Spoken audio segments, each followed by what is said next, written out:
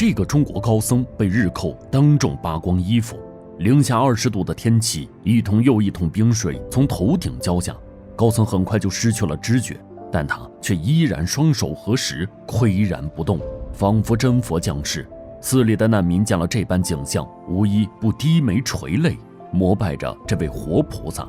1937年12月，日寇攻入南京城，并进行了丧心病狂的大屠杀，将南京化为惨绝人寰的地狱。大量难民从城中逃出，涌向了郊外山区的千年古寺栖霞寺。寺庙门口的小和尚见了，赶紧跑进庙里禀报，由于老方丈云游外出，如今寺里的当家主持由年轻僧人季然担任。季然带领着一众僧人出门查看，见到了黑压压的一大群难民，僧人们顿时有些不知所措。老法师赵海感叹